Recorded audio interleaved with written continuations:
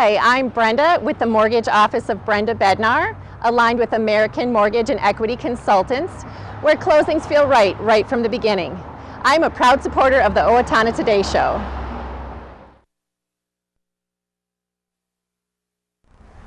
I'm Dan Branstead of Carlson Branstead & Company, Certified Public Accountants. We support the Owatonna Today Show. This is Nancy Ness, Executive Director of the Steele County Food Shelf. I want to thank you for considering rounding up your purchases at our local Airways Hardware store during the month of December. 100% of your donations will go to benefit those in need during this special time of year. Thank you.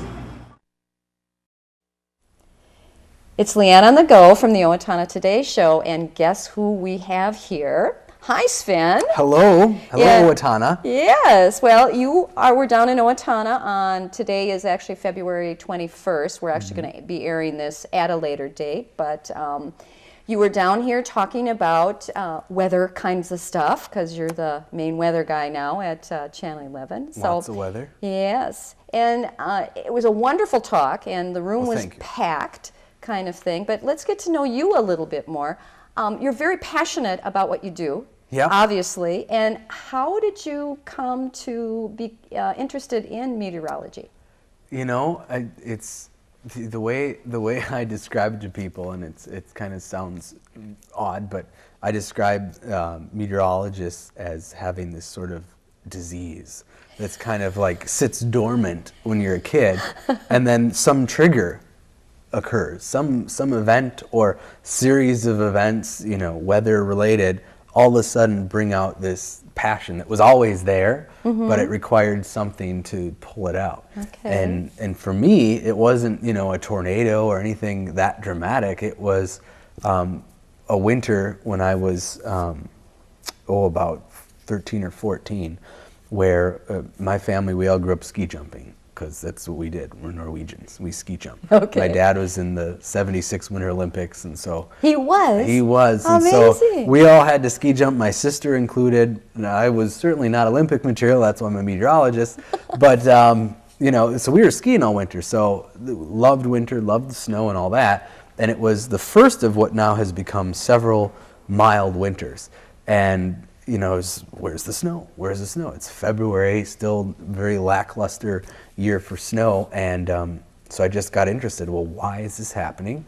And you know, how do they forecast snow? They being, you know, the meteorologists. And so I got really into the position, the field. How do you forecast? How is this known? You know, what causes all this stuff?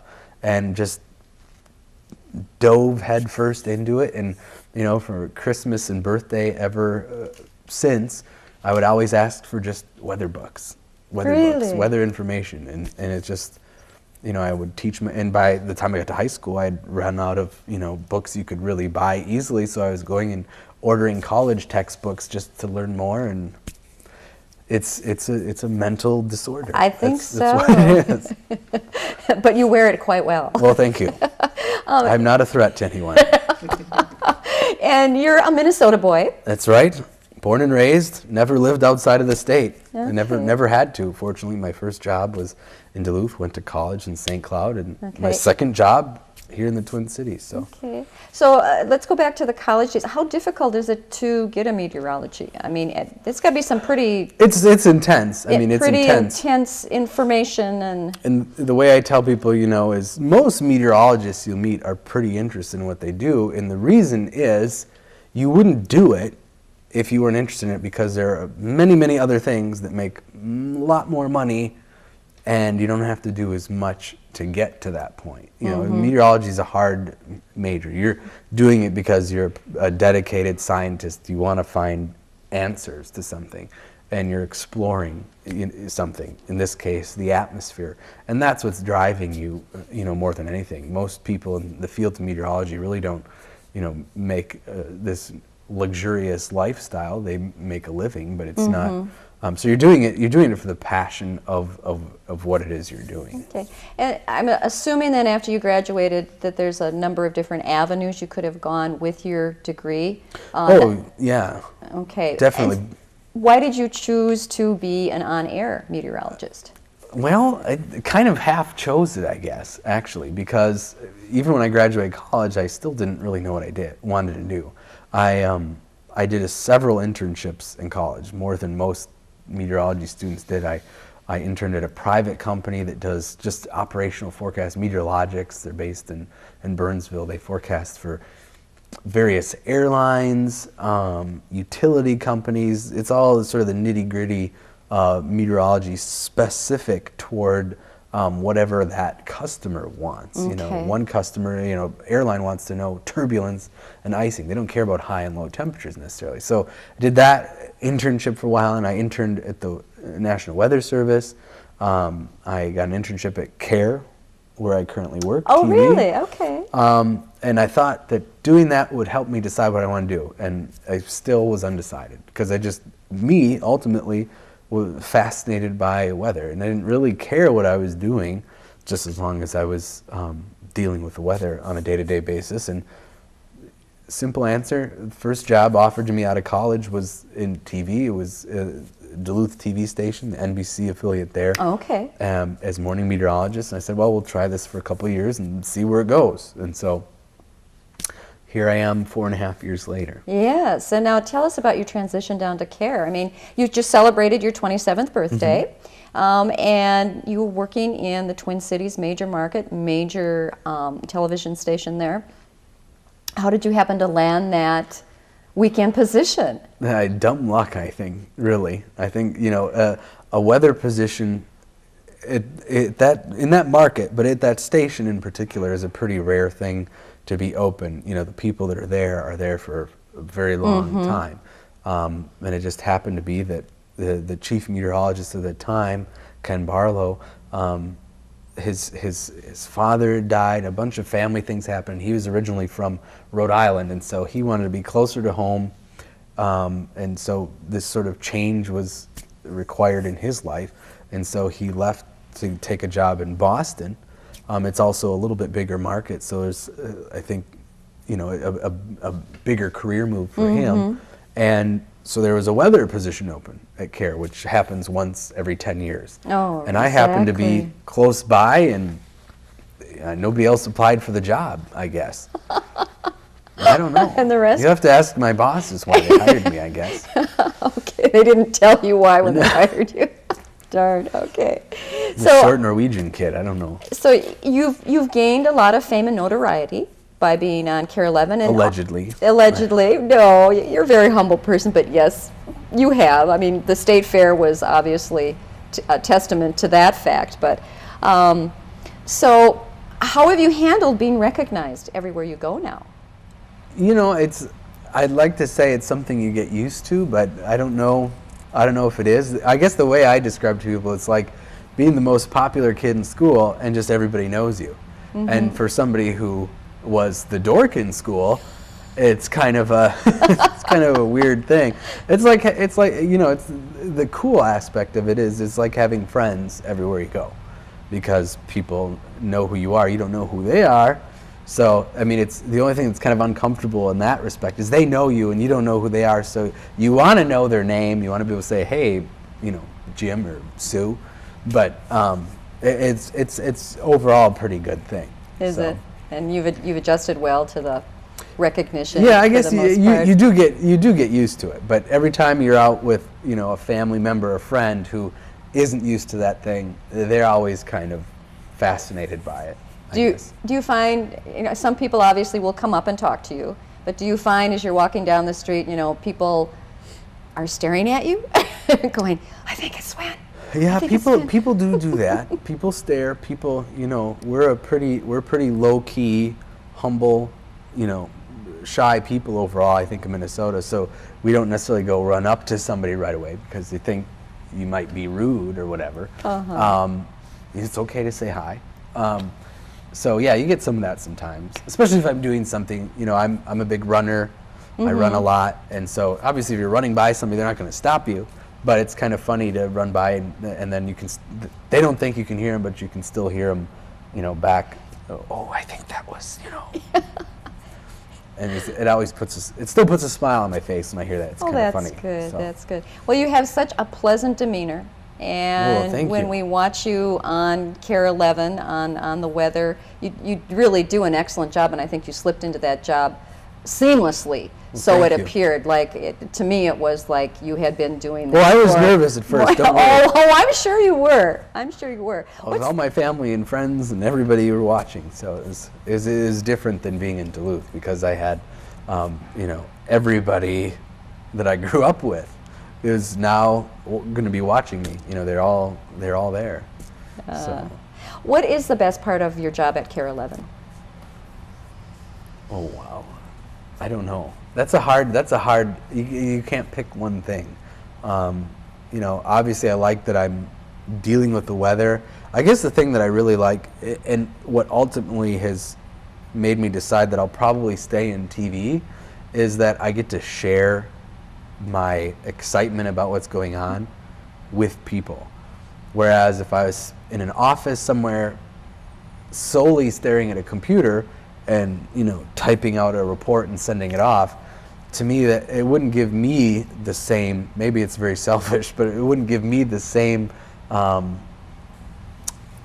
don't know. Satisfaction? Yeah, it wouldn't give me the same satisfaction. You know, I want something out of it too, and it's, I like being able to share, you know, what's going on. You know, if there's a snowstorm or something, or you know, some big thing happening in the weather, you want to share it with people, and you don't want to just tell it to a wall. Sure. So, what is it like when there's a big storm event coming up, like say in the past when we've had like the tornadoes and you're glued to the radar and that kind, I mean, literally tell me what that's tell the audience what that's like in the weather room for you. There's an element of excitement about it. You know, this is the stuff that fascinates us as meteorologists, but there's obviously a level of concern. You don't want people to get hurt. You know, you never want to say, oh, I love tornadoes. Nobody really loves tornadoes. You're more fascinated by them. It's a very stressful situation too, though, because you want to get it right. You don't want to, that's not something you want to screw up. Mm-hmm. You know, if you forecast a snowstorm, you know, for 10 inches of snow and there's only 6, it's not necessarily a life and death thing, at least immediately. You know, that's not what comes to mind. But, you know, a tornado obviously is a big deal. And so I guess the biggest thing that happens in that time is it's kind of stressful. You know, it's not the same as going out and storm chasing, because there you're responsible to getting that very vital information out to the public. Okay. All right. Well, unfortunately, our time is up. I could go on and on, but thank you so much for the interview, Sven, and we'll be watching you on KARE 11. You bet. Absolutely. The majority of fatal home fires happen at night when people are sleeping. Smoke alarms give you time to escape. We recommend that you have a smoke alarm in every sleeping room of the house and on every floor in the common living areas. Smoke alarms should be tested monthly, and batteries should be replaced at least once a year. This is a safety tip from the Owatonna Fire Department. Greetings from the Steele County Historical Society. We invite you to visit us and enjoy your county's history at the History Center and the Village of Yesteryear. Check out our website for current exhibits and our monthly programs.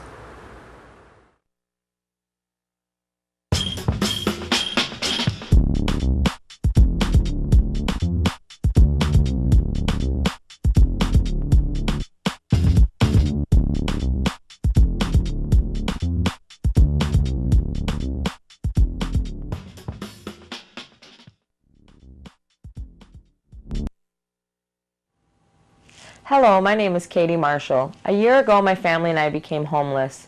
We were scared and alone. Today, with the help of Steele County Transitional Housing and generous donors like you, my family and I are safely housed. I am working, going to college, paying my rent on time. My children have a warm bed to sleep in every night.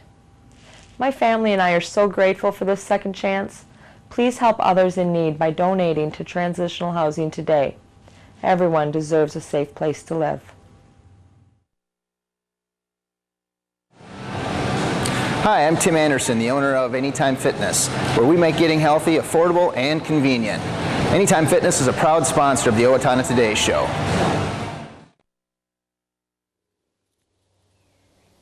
Welcome back to the Owatonna Today Show, your community connection.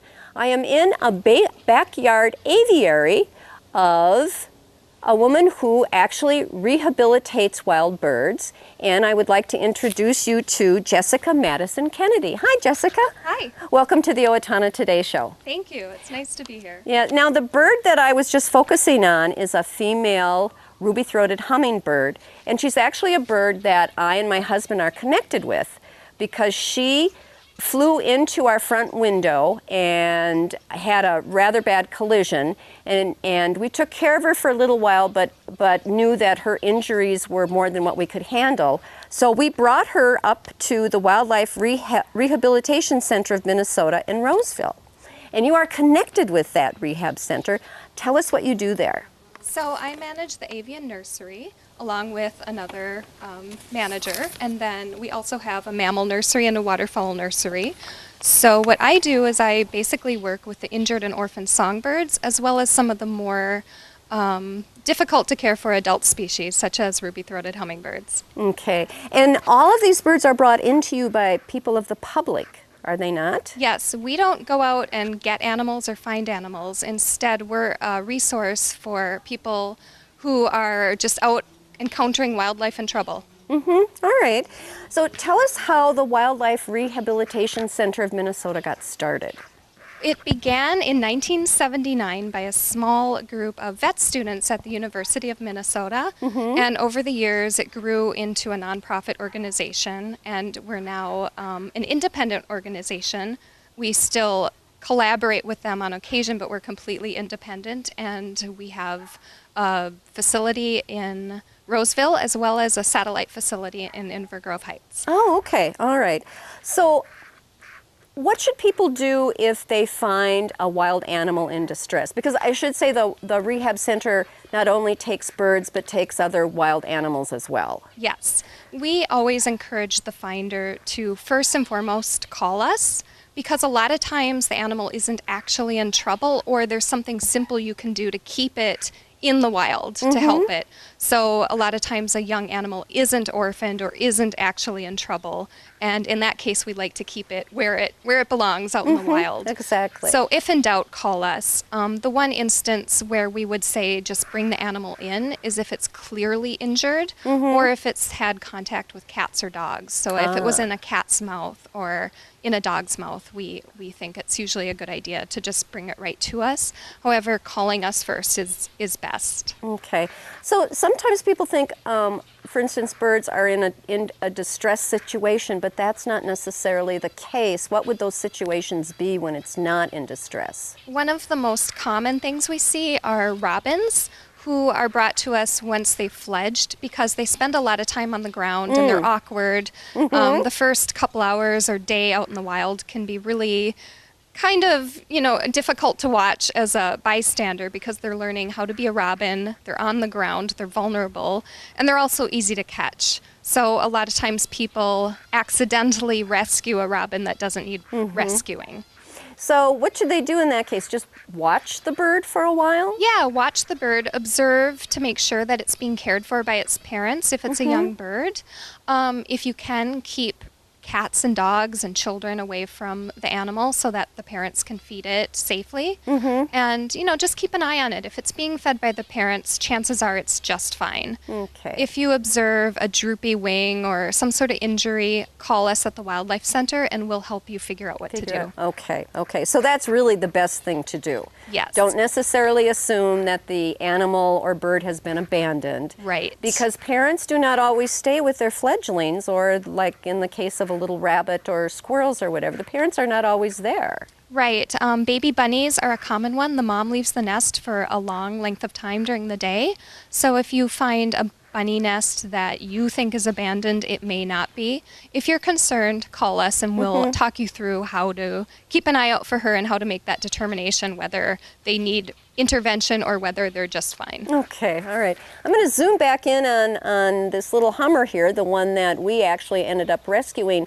Tell us what treatments you gave to this female hummingbird to get her back on her feet, so to speak, on her wings, so to speak. Sure. So the first thing we do is give them quiet, because being in captivity is very stressful for a little bird like this who, as far as she's concerned, we may be a predator. So we keep her in a quiet situation. We make sure she's warm.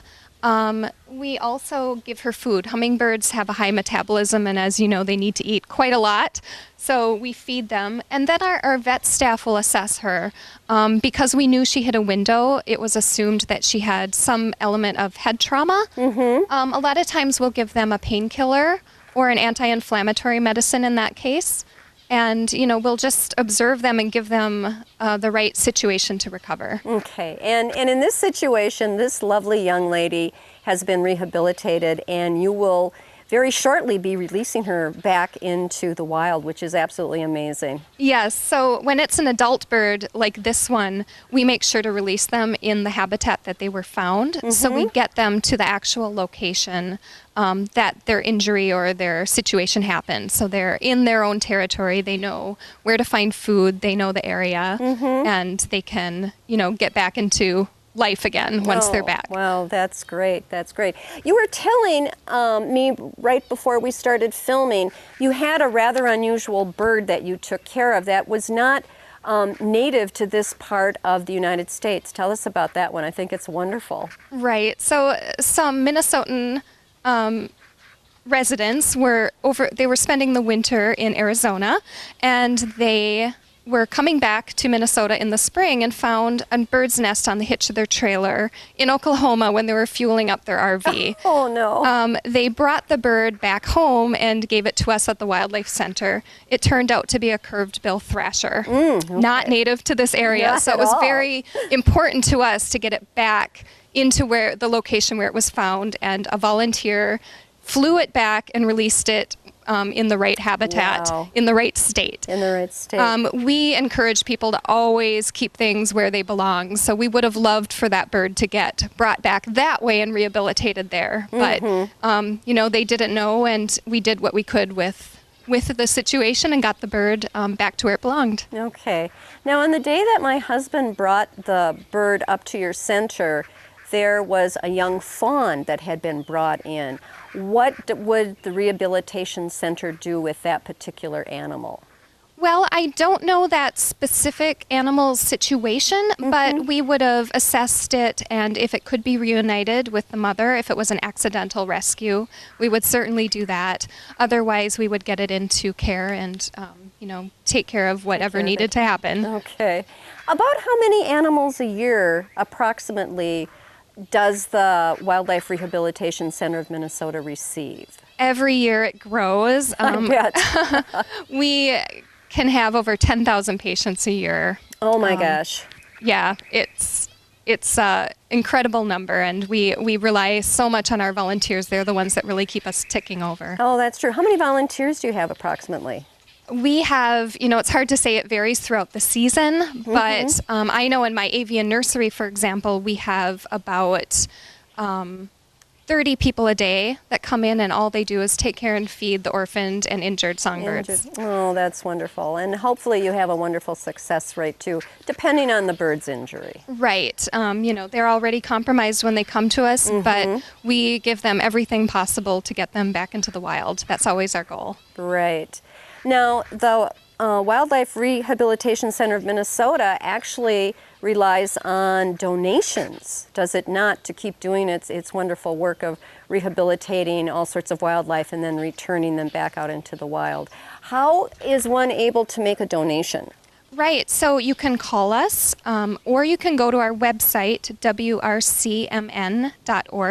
and it's very easy to make a donation online, or call us. The number and all our information is there, and you can get involved and help us out. We don't get any federal or state funding, so it's people, just regular people, that keep us functioning. And that's right. And I'm going to zoom back in on the hummingbird again.